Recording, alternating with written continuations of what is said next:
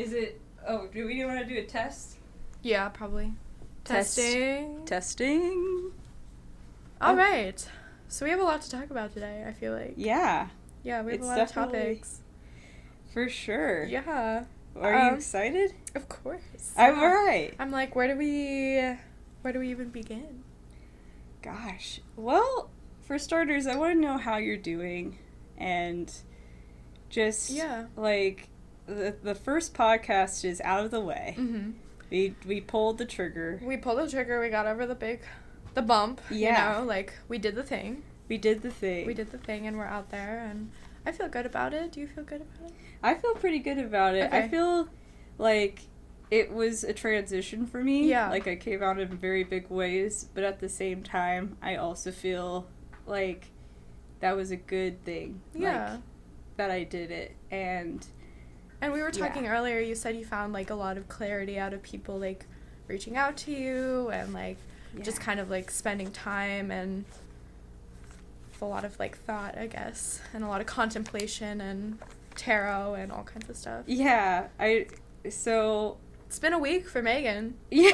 Yeah. Well, it's been a week for you, too. For me, too, yeah. Let's hear about your week a little. Yeah. You want to talk about it? Or are you okay with talking about your week? I feel like we should talk about you first. Okay. So, with the coming to Christianity aspect, I felt like I was more pulled to learn about the character of Jesus through some tarot readings that I did. Which is beautiful. That's, like, the relationship between, like, the spirituality of tarot and then Christianity, you know? Like, you really just brought them together. Yeah. Yeah. Oh. It's ultimately what you did. True, girl. Yeah. That's fact. Like, yeah. It was very interesting because I did a little poll on the character of Jesus, and I pulled the Three of Pentacles. Mm-hmm. If those of you who don't read tarot, you can Google what they look like and, like, their meanings and everything. But I pulled the Three of Pentacles. I pulled the second card was the World card. The third card I pulled was the Knight of Swords, and I clarify that with the Lover's card. And basically what I pulled from that whole reading was, like, Jesus was working in collaboration with many people. Mm-hmm. He was very collaborative. But I also saw the Three of Pentacles as, like, Father, Son, Holy Spirit. And then I also saw the world. He had, like, a worldly perspective. Like, he kind of had, like, an understanding of, like, what was good for the world and what would be beneficial for mankind.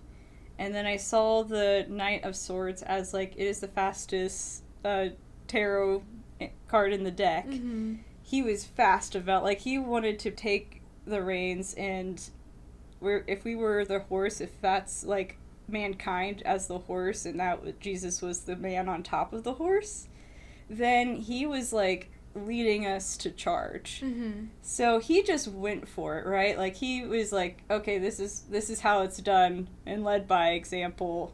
But we were all like, is this man crazy? Like, it's like, is he crazy? And the clarifying Lover's card kind of in my head meant that he did it because he wanted relationship with us. Like, he wanted a relationship. So anyway, like, that was such a beautiful tarot reading, and I was like, I just felt much more clarity on what I believe Jesus to be. And I would never have done that if it wasn't for me coming on this podcast and being vulnerable about my understanding of Jesus and who he was. So, yeah, it was crazy. Like, apparently you can kind of be both pagan and Christian, too, which is something else. Yeah, I love that I'm just both. everything. You're just both. And, like, that's beautiful. And, I think that's great that you can speak for people that are both, you know? Yeah. Yeah. Yeah. It's been really great. But me and Megan have both been stepping out of our comfort zones a lot. Yeah. Megan doing this podcast last week was a huge comfort zone leap. And for me, like, I've also had a crazy week. I've recently left the studio that I the yoga studio that I practice at and that I've taught at for a couple months, and that's been like a big leap out of my own comfort zone. Yeah. And really like taking that time to step out of that comfort zone and put yourself in a place where you're a little afraid and you're a little scared, but like what comes out of that is really the beauty. And for you, that was clarity. And for me, I'm having this new opportunity with these really beautiful women at this new yoga studio that I'm really excited about. And like I've thrown together the whole class. Like I told Megan this when she got here. I was like, I threw all this stuff together like in a night because I've just been so excited because I stepped out of my comfort zone. And it's necessary, you know, because we stay where we're comfortable. It's so easy. Like it would have been easy for me to stay at that studio, right? Yeah. And to just continue and just do what I had been doing every single day. Like that would have been easy. And now that I don't have like this yoga studio to like practice at, like it challenges me to really discover my own practice and to really play around with that, because now I don't have like this designated hour where I go to yoga, you know, like yeah. It's so easy when we have a studio. Oh, I'm going to go to yoga and that's my yoga for the day. And now challenging myself to be like, okay, well, I don't have this studio, this comfort zone to go to anymore. What does yoga look like for me? Yeah. And that's been beautiful to just like listen to your body and know what your body wants, because ultimately, like when you go to a class, you're going to someone else's practice. You know, you're going to what, like, I like to teach what feels good in my body. And sometimes teaching that, like, you would notice when other students are not comfortable in poses that maybe you feel really comfortable in. Have you had that experience? Yeah. Like, teaching your favorite poses and someone's, like looks distressed in it? Absolutely. Yeah. And especially for people who are brand new to yoga, there are people out there that I see that I say, okay, we're getting into Scorpion, mm-hmm. for example, and we're really opening up those hips. Mm-hmm. I'm like, you don't have to do this. Mm-hmm. Like, yeah. If you don't want to, don't open up those hips like that. Yeah. It's like, just get into your version of it. And I encourage people to use blocks, use props and everything, because that's actually safest. Always. Not even just because it's like to be uncomfortable, but also if you press too much, it can be unsafe for the practitioner. Of course. So we really want to care about the people we teach in our yoga classes. Yeah. So, but ultimately, there's so much power, and I think finding your own practice. And my practice doesn't look like an hour-long yoga class that I go to, you know? Yeah. Sometimes my practice is maybe just laying in pigeon for like 20 minutes, and sometimes my yoga practice is journaling. Sometimes my yoga practice is, I don't know, working out can be a yoga practice. Going on a walk can be a yoga practice.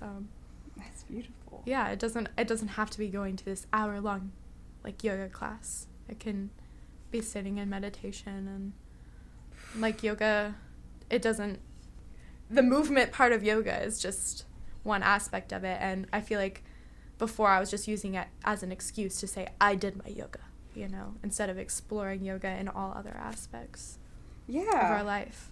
That's great. Yeah. That feels more authentic to I feel like it feels more authentic to everybody when they just are okay with doing their own practice, not necessarily a part of their, you know, class schedule, right? Like when you register online for a class, it may not look like that. It may not look like that hour-long, I'm doing asana, I'm Mm-hmm. doing breath work, I'm doing all that.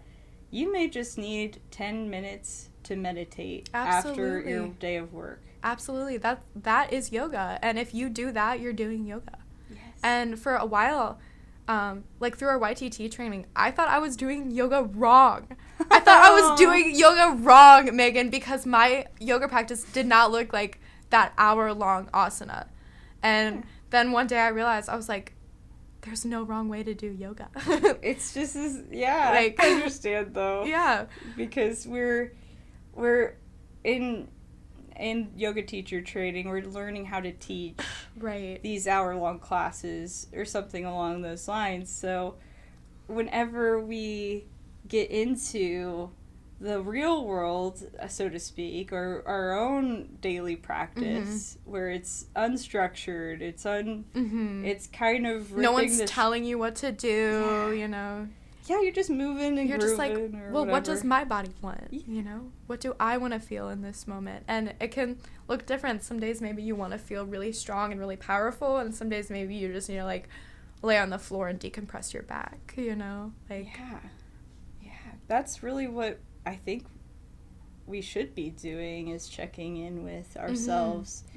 And that so I actually have the opposite problem, where if I don't schedule a class or if I don't plan a class schedule, I almost don't even realize I haven't done yoga in a long time, or I don't realize how I haven't been in my own element in a while.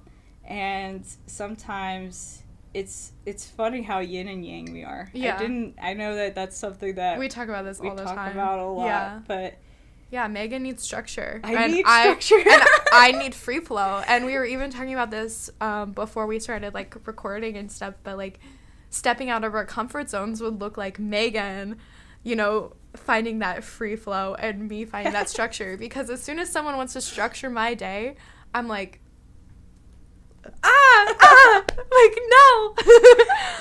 I'll tell you. Don't tell me what to do. What if I need to do yoga? And Megan's like, tell me what to do so I can do yoga. I'm like, help. I need help. I'm like, I don't want to do it on my own. I just want to, like, yoga means union. Please help me. Yeah. Like, I need union with others. Like, I think it's because you're introverted as well. I think that's also something. So for those of you who are introverted yogis, maybe you strive, maybe it's not even introverted, but it's those who are a little unstructured or preferred the unstructured practices. Perhaps your best way to begin isn't in a class.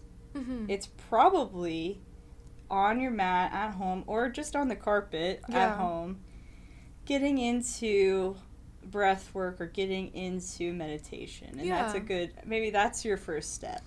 Well, my personal experience as an introvert, like, going to a yoga class is lovely because you're still in your own space, your own practice, your own mind, but you're sharing it with other people at the same time. So, like, as, like, an introvert, when you, like, go out into social settings and, like, I think we both come to a consensus on this, that we both hate small talk and stuff. Yeah. Like, no matter who as an introvert, I do not want to go out and just small talk. Like, that is my nightmare. Like, I don't care for that. But going to yoga, like, I can be surrounded by people, be with people, but not have to do that bullshit of small talk, you know, when I go to a yoga studio. And that's something that's kind of always called to me, I guess. You gotta get... You have to be able to... You have to be uncomfortable first. Right. In order to try something new. Right. But it could be something so beautiful and profound, but that uncomfort doesn't feel best. Like, it may not feel like the best situation. Now, I don't suggest doing something that is really out of your comfort zone. Or, like, dangerous, of course, you know? But maybe just pushing a little bit. Yeah, and Megan, even as an extrovert, has explored this with me a little bit, because I told her, like, sometimes I'll hang out with my friends and we'll, like, sit and, like, draw together in silence. And Megan was like, what? And so I asked Megan, I was like, can we just, like, sit together and work for a little bit? And Megan was like, okay, I'm going to try and be an introvert. Oh, my gosh. I'm like, okay, I'll give it a shot. I have never heard, I'm like, when you mentioned that you wanted to sit and work on things, like, in silence, With music. We had music going. But I don't even really deal with that very well myself. Like, wait, we don't want to talk. But thank you for trying that with me. I tried it. And I think it went pretty well. We got a lot done, and we still, like, were able to... I like it because, like, it gives me time to create and imagine, and then I can still, like, be like, hey, Megan, does this look good? you know? Do you like this? Yeah. Yeah. Like, so that gives me a way to, like, do my work and also be able to share it with you. And, thank you for pushing me. Yeah. I think that's great. Yeah. I think I pushed you too in a lot of ways too, for sure. And it's a healthy friendship there. It's facts. Because we have this beautiful thing with the yin and yang aspects, and I suppose if you don't know what yin and yang is, this is I'm happy to be your first person to introduce that concept. But like opposites, but balance. And balance, exactly. In perfect unity. And when it came down to it, I think the universe definitely brought us together in this way, because maybe this is your sign to find your other your friend or your well, I guess if it's a relationship, your yin to your yang. Your yin to your yang in life, because they're going to push you out of your comfort zone in healthy ways. In a supportive way. In the best of ways, because they care about you and they want you to be able to maybe get a cat or something. I didn't even get into that. Me and Megan both want another cat. Okay. Megan needs a black cat and I need an orange cat, and we're both struggling here. We both really want Megan's husband won't let her get another cat. Until the cat distribution system allows for us to get a third cat. So our plan is that I am the cat distribution center. And I will distribute you a cat, Megan. Lily's gonna drop this cat off at our house. That means you have to drop a cat off at my house, okay? Okay, I'll find you a cat, don't worry. It's like, is this really what this has all become? This is the healthy friendship of pushing each other out of the comfort zone. This is the best. I'm like, and I know Ken, if Ken's listening, hello, I'm so sorry, but we're about to get a black cat. Next week we'll be talking about our cats. We'll be talking about our new cats and how they're best of friends. Oh, hello. We have a cat in our presence, and I'm like, this is a sign. This is a sign, but hello. Always. But yeah, so I wanted to get into with you, Lily. Yeah. So when we became teachers, the differences between our teacher classes and our student-led our student classes, meaning before we became yoga teachers and after we became yoga teachers. Yeah. What a shift, for real. Do you feel like you can really get deep in your practice, or do you feel like you notice things about, like, are you thinking subconscious thoughts while other people are teaching? And like, I could add that to my class. Yes, always. Okay. Always. From a student perspective, for sure. Like, I'm like, I love this pose, or I love the way they approach this, or even their language. Like, I'm always picking up on language, too. For sure. When it came down to it, when I would be teaching class, I noticed that I'm thinking about the nuances of, okay, how do I make my language clear? I'm really not, as bad as this sounds, it doesn't feel like I'm actually practicing yoga with them. It feels more... Oh, yeah, your style is that you practice with the class, correct? Okay. Yeah. Typically, it's in front of... I'm doing the class with the class in a demonstration format.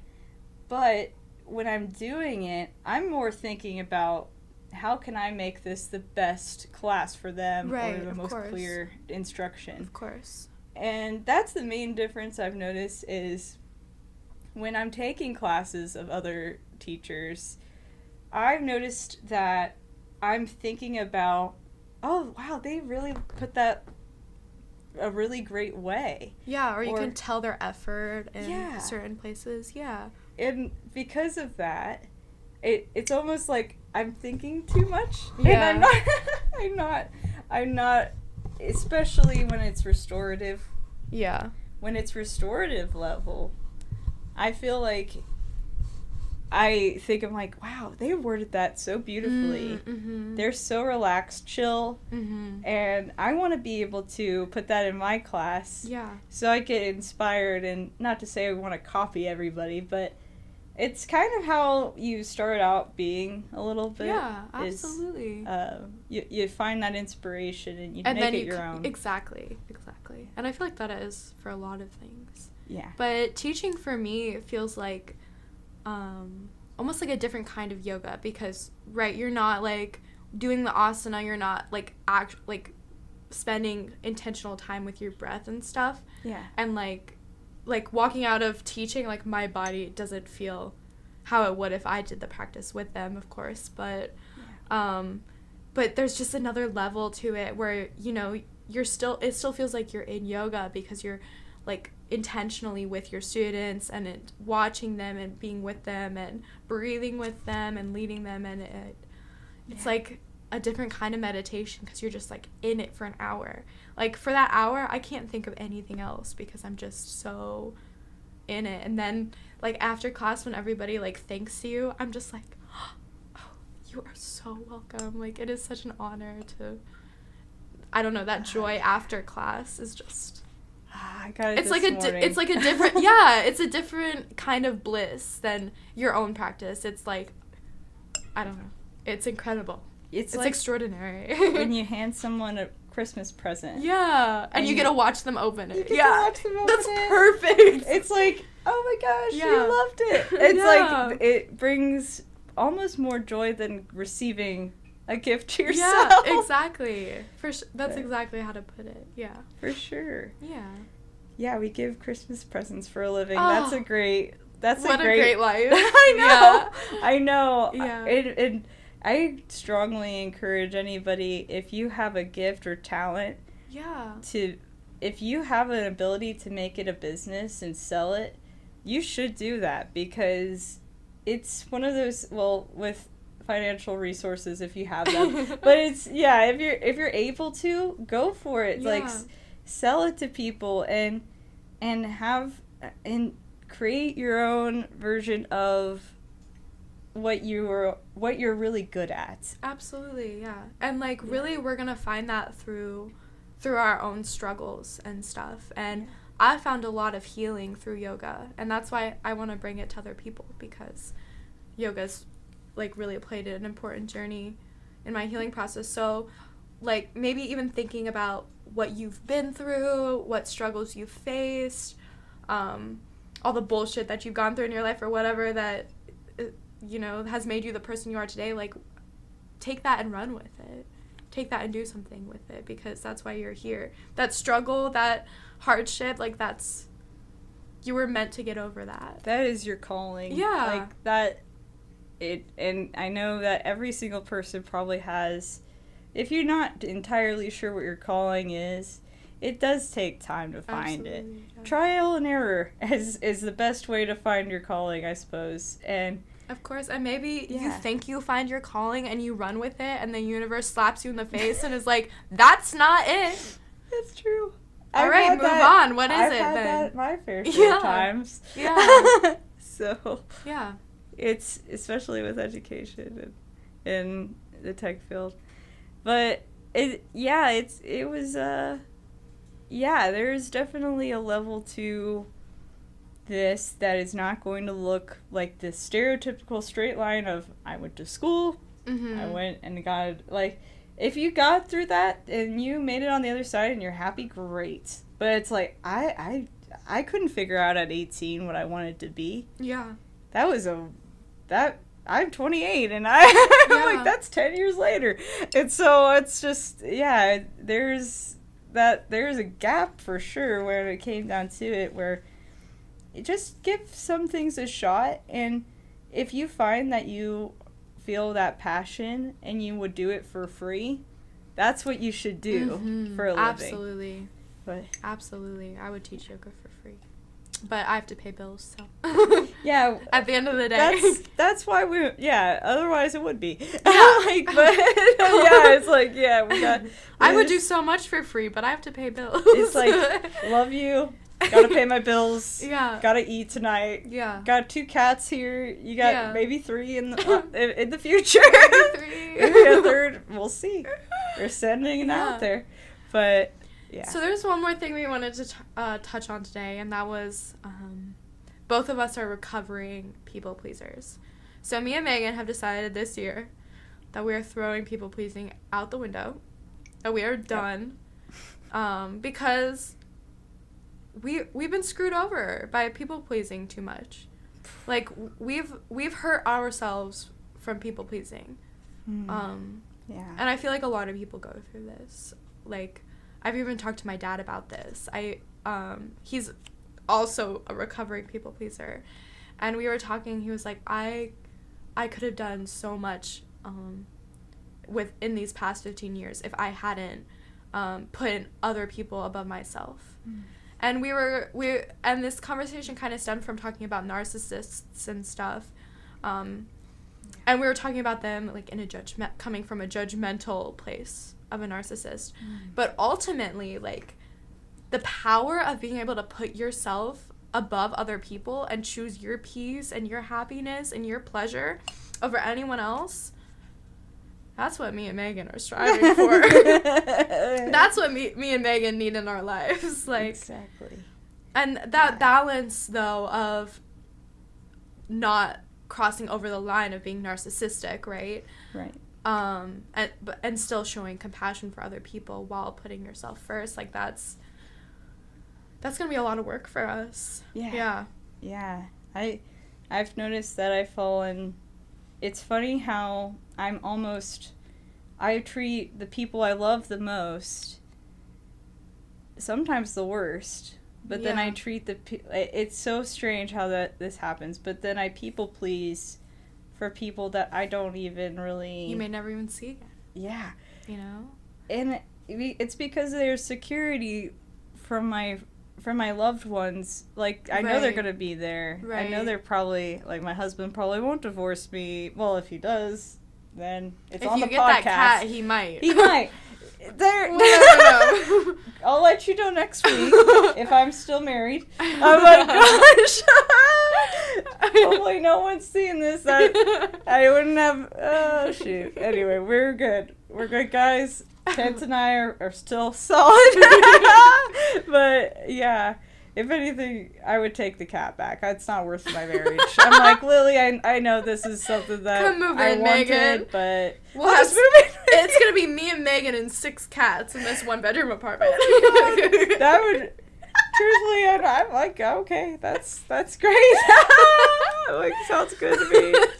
I'll sleep here. Right. And that'll be good. Perfect. That's how it'll be. We'll get you an air mattress. I get an air mattress.